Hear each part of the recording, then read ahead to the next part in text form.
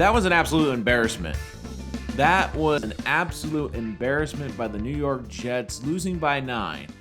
And it's just an embarrassment. That's the only word that can describe it. Because let me put it this way. If I was to come to you, a football fan, and you were to say, hey, I missed the game last night, the Thursday night game.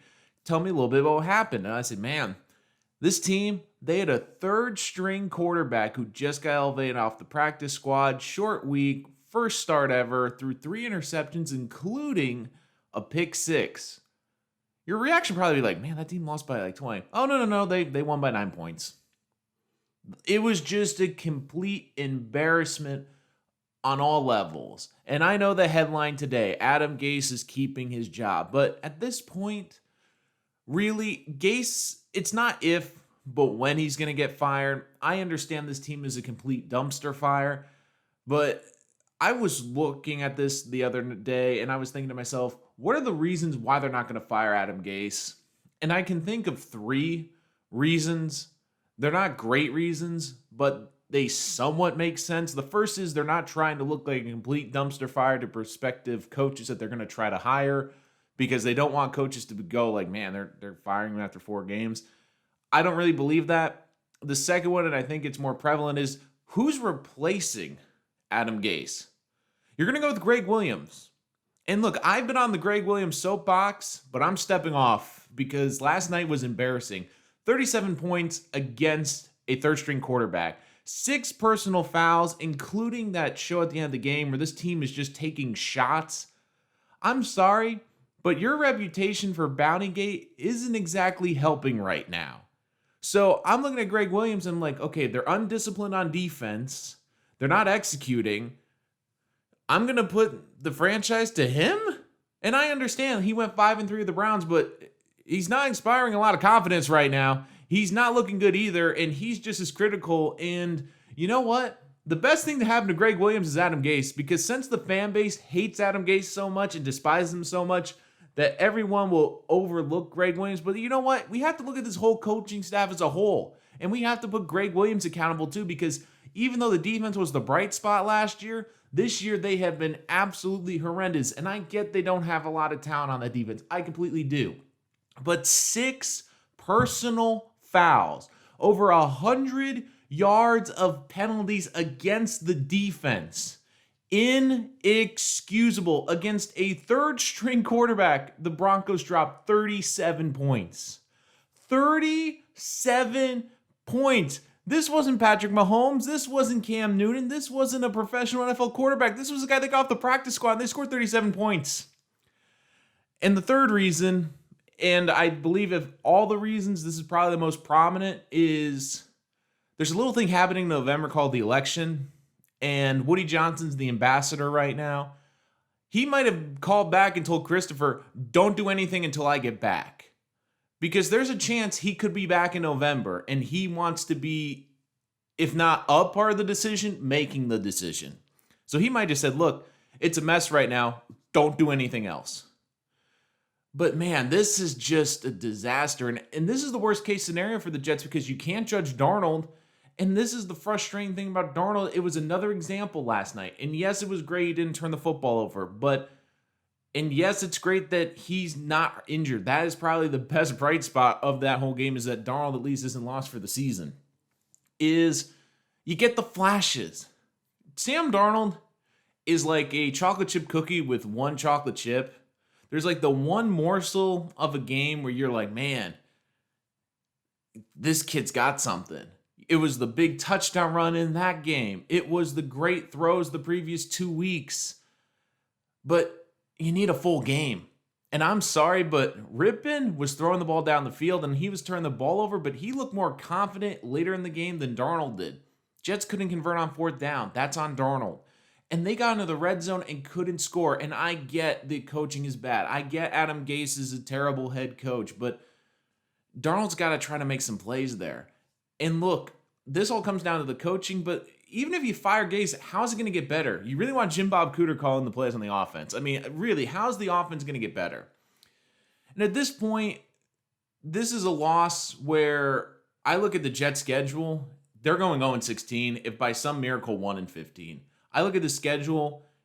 I keep thinking to myself, the next time they're in primetime Monday night, they're going to be 0-8 against the Patriots. Is Bill Belichick, because he loves sticking to the Jets. Like, I could see him saying, you know what, I'm going to break out a 1940 offense. I'm going to bring the wing T. I'm not going to throw a pass in the game. Just to make a point, I'll run for 400 yards. I could literally see Bill Belichick doing that just to stick it to the Jets. Are the Chiefs going to drop 50 points in a half? I mean, they're a disaster. They are a bad team, and I know Joe Douglas is getting heat for not adding pieces to this roster. But this wasn't a great free agency class. He's going to have more cap space next year. And I have to give him some credit for the foresight for Jamal Adams, because he realized this was going to be a bad team and loaded up on draft capital. And say what you want, but if Jamal Adams was on this team, they'd still be 0-4. And could you imagine what he'd be saying right now? Could you imagine, even if they give him a contract, he'd still probably be wanting to be traded because it's just that bad. And people are killing him for not bringing back Robbie Anderson. I'm sorry, but I know absence makes the heart grow fonder, but do we remember last year or Robbie Anderson's career? He's the king of getting a lot of yards and touchdowns in garbage time in games that don't matter.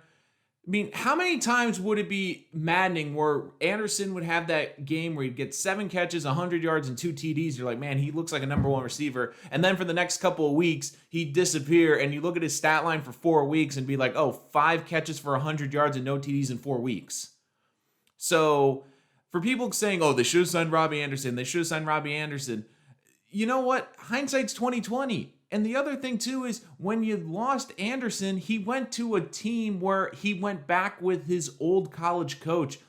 If anyone knows Robbie Anderson as well as anyone in the NFL, it's his former college coach that recruited him out of high school. And oh, by the way, the Panthers' defense is terrible. They're throwing the ball all the time. So they're getting a lot of garbage time stats. So don't believe everything you see with Robbie Anderson.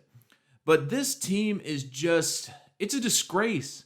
Now, I thought they were going to get embarrassed more, but it was embarrassing because you saw some flashes with Darnold. But this offense, and Adam Gase, offense guru, quarterback, and whisperer should not be in the same sentence. When the defense has the same amount of touchdowns as you do, they each had 1 touchdown. And really, the touchdowns, they've come off of great plays. The 2 most memorable touchdowns have been individual efforts. Jamison Crowder in week 1 breaking tackles and having that incredible run. And this week, Sam Darnold breaking like 5 tackles again in the end zone. It wasn't because of Gase. How many times does the team get in the red zone and they can't even move the ball? How many times do they get in the red zone and they can't even drop a play? Our genius plays, we're going to throw it to Frank Gore? I'm sorry, but Perrine could be in this game. I mean, the one saving grace for Gase has to be showing he can develop young players, because by my count, I can't think of a player that's gotten better with him. They've only gotten worse. Chris Herndon can't even catch a football now, and he looked like a promising young tight end. Seriously, Le'Veon Bell was a Pro Bowl running back. He can't even play, and I'll get to something about Le'Veon in a minute, but you got to get these young kids in there and show what they can do, because I'm sorry, watching Frank Gore rush 13 times for 30 yards last night is not what I came to see. I want to at least see some of these young kids get an opportunity. Frank Gore, as great as he's had a career, he's not helping this team this year and in the future. And show some motion, move the ball around.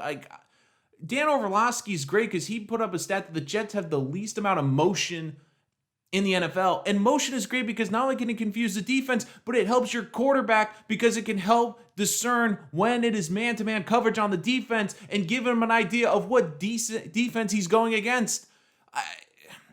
I'm like every other Jet fan. I'm aggravated. But if you were rooting for this team to lose because they're tanking for Trevor, well, the good news for you is this team's going to have the number 1 pick. There is not a doubt in my mind that they're going to get the number 1 pick. And everyone's saying, well, the Giants could go 0-16 or something.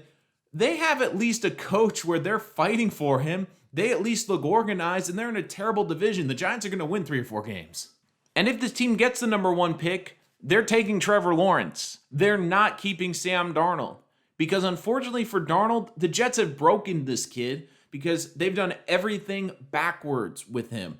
And unfortunately for Joe Douglas, I think he's seen that. And I think he'll understand that with a young quarterback in this draft, it resets the process and it gives you that 5-year window where you have him on a rookie contract. Darnold, you're going to have to pay and start negotiating with him. And look, I love Sam. To me, Sam's going to be the next Ryan Tannehill. He's going to be the guy where he goes to a different place and lights it up, and we're going to be like, man, this kid can play. Because the Jets have done absolutely nothing to help with his development, and that's on the front office, the organization. Let Joe Douglas pick the next coach. Let Joe Douglas build this the right way. Let them build the right way, because they have not built it right at all. They've had absolutely horrendous drafts. And I know Jets fans don't want to hear a rebuild, but they have to start from somewhere. They have to just have a plan. And at least it seems like Douglas, unlike the other GMs, has a plan. But this was just embarrassing. And the one reason I would fire Gase right now, if I were the Johnsons, is not just because of how pitiful they look, not because of how unprepared they look, not just because it would appease the fan base, but Adam Gase has done something egregious, not once, but twice this year. And if you're a Jet fan, you should be absolutely furious. Why was Mekhi Becton in that game last night? Why was Mekhi Becton, who was hurt, why was he in that game? The Jets making the final roster decisions, that's up to the head coach. He makes the decision to put Becton in the line, not the lineup, but on the roster for last night, basically saying, well, if we needed him in an emergency, we have him, when he's not 100%. And I hope when the injury news comes out that he's not missing significant time, because if he is, that's on the head coach. You couldn't get a healthy body off the practice squad or somewhere and just give Mekhi the week off. He's shown you through the first couple games he's a bright spot, and he is a key piece to build around in the future. He looks like the left tackle of the future. He's played great. He's been the one bright spot really on this whole freaking team. And Adam Gase decides, you know what? I'm going to have him suit up as an emergency. Guess what? He gets in the game. He gets injured. Shocker. And the Jets keep throwing him out there, and you can tell he is hurt. It got to the point where Becton took himself out of the game last night. Took himself out of the game. And this goes back to week 1 where Le'Veon Bell got hurt. And Gase put him back in when he was hurt. And he goes out of the game, well, I don't know. It's your job to know as the head coach, especially on the offense. If this was the defense, I could maybe give a slight pass, because the way this team is constructed, Greg Williams does the defense, Adam Gase does the offense. But you know what? It is egregious when you don't know who's injured on your own team and you're putting them in harm's way. And if I'm the Johnsons, I am absolutely livid at Adam Gase, because not only is this team bad, not only are they a laughingstock, not only are they apathetic where guys don't even want to watch this team anymore, but now it's getting to the point where he is putting one of the few bedrock pieces of this organization's future going forward at risk. And that cannot happen. He's already screwed up Sam Darnold. He already has. There's no question about that. And now if Beckham misses significant time, that's on Adam Gase. Because if you knew he was injured and you knew he's not good enough to start, just sit him. He's a rookie. Let him get healthy. Let him use the extra time to get healthy. Absolutely ridiculous. This team, man, Jet fans, we deserve better than this. We're going to get better than this. A lot rides on this offseason. The Jets are going to get a new head coach. I know we all want to see Adam Gase gone. The issues are, like I said, the Jets are trying to look somewhat stable by not completely getting rid of a coach early. There's no really good options on this bench. And I know people are saying, well, just give it to Greg Williams. But what has Greg Williams done this year to inspire that he can take over and be a successful coach for even a short amount of time? I mean, he has been an absolute dumpster fire as well. And I just think the Johnsons are just waiting to see how the election turns out. For all we know, Woody has told Christopher, hey, don't do anything till I get back and don't screw this up worse.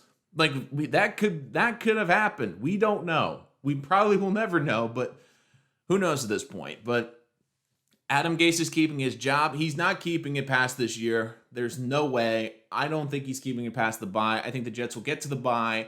They're not going to have a win. At that point, this season just completely in the tank, and the Jets are just going to say, you know what? The last few games, we're just going to evaluate our players, start the process for a new head coach, start looking toward the draft because it's a lost season. I mean, it's already a lost season, 0-4. And you look at the schedule, there is no way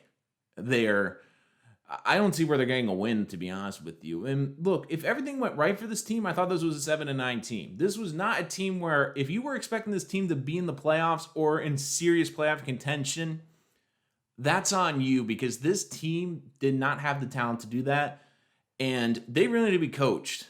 And you look at the execution because of the lack of a game plan, because of the lack of creativity. You look at all the penalties. That's all on coaching. There's some talented players on this team. They just have been horribly coached. Coaching makes a huge difference. Case in point, look at what Josh Allen is doing with an organization that's behind him, has built well around him, and has coached him up. Then look at Darnold. They're the two great examples of what you should do with a young quarterback and what you shouldn't do. But either way, Gase is still the head coach. But the good news is for Jet fans, it's going to come to an end. It's not if but when. And I'm saying it now, and it will ring true. I don't care what happens for other teams the rest of the season. The one thing I will guarantee from this year that will happen is in April, with the first pick and the 2021 draft, the New York Jets select. That's going to do it for this episode of Rich Sports Talk. Make sure you hit that subscribe button so you don't miss any of our Jets content, especially with Adam Gase watch this year. We will update you as soon as we have any news regarding Gase's job status and, of course, my thoughts and opinions. We'll be back after the Week 5 performance against the Cardinals. You're going to want to hear my analysis on them, especially watching on Sam Darnold's progression and can this team show any signs of life. But until next time, this is Rich Sports Talk.